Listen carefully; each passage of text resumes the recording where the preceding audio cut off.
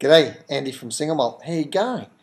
Today I'm going to do Scapa, which is a pretty unique whiskey. It's from the Orkney Isles, which is right up the northern part of Scotland, and it's a small group of islands, which is includes a large bay, which is called the Scapa Flow, which is pretty well renowned over history as the base of the British fleet during the First and Second World Wars.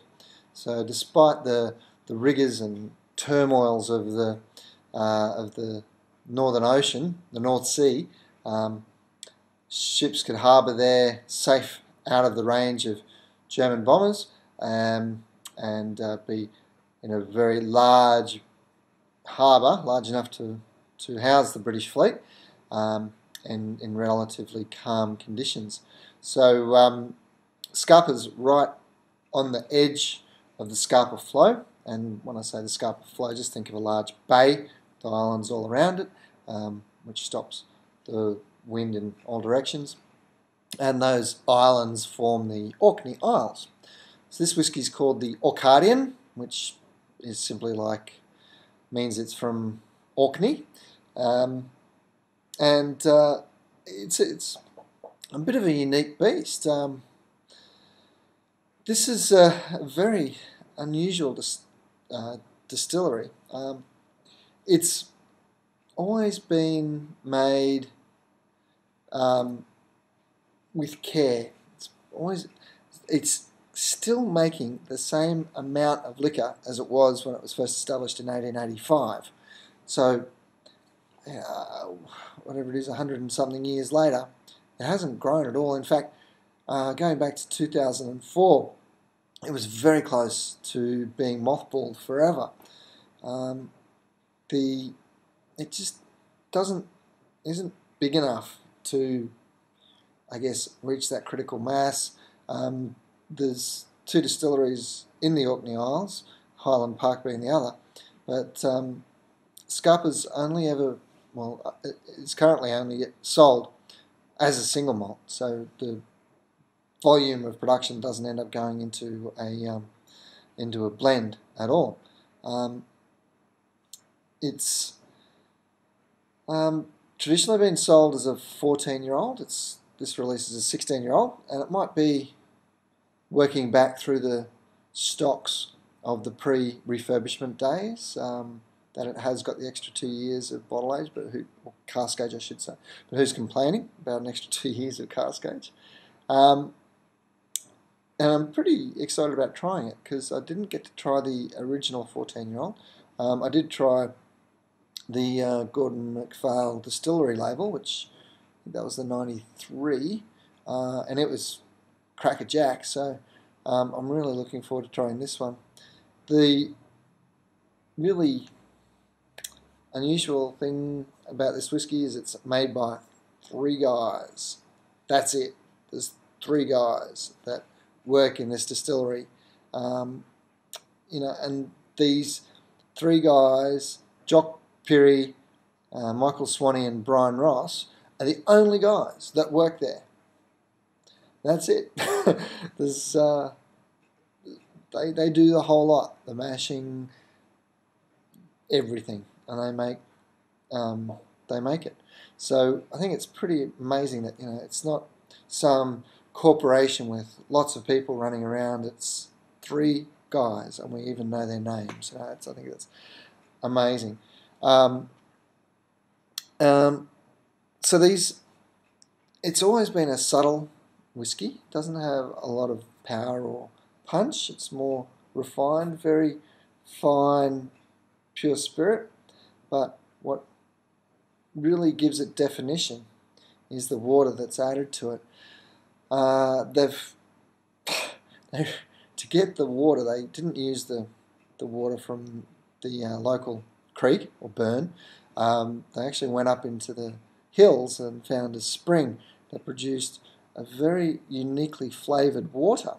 It was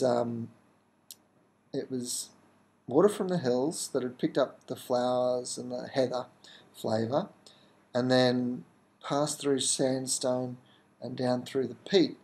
And these are the flavours that they wanted to preserve in the Scapa, and hence it's not heavily peated. It's, in fact, they don't peat the barley at all. The barley's unpeated, so any peat character just comes from this spring water. And it's also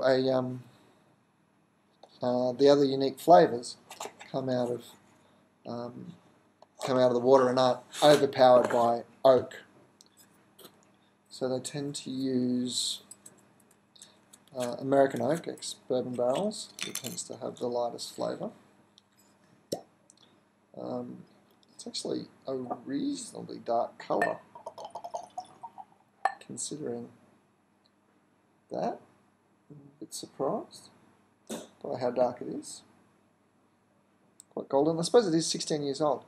So you not only get colour from the colour of the caramel coming out of the barrel, sorry, not caramel, but the colour of the wood coming out of the barrel, or the spirit that's previously been in the barrel, but you can also, whiskey will naturally naturally go brown the longer it's left in the barrel. So if you see 40 or 50-year-old whiskies, they will appear almost toffee coloured, despite the type of oak treatment they've had. It's a very subtle and gentle, a little bit of honey and flowers on the nose.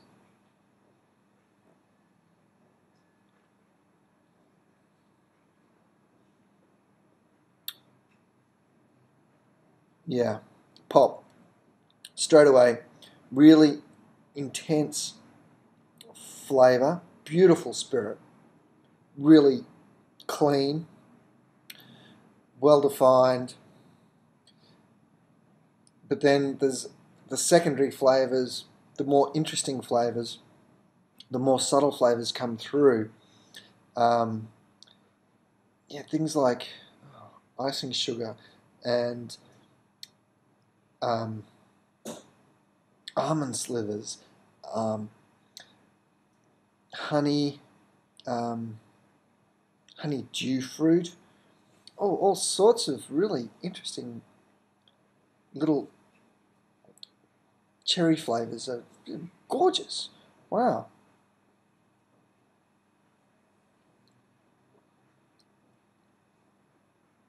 Yeah, it's probably one of the most interesting whiskies I've tried because of all the different flavours that are in it.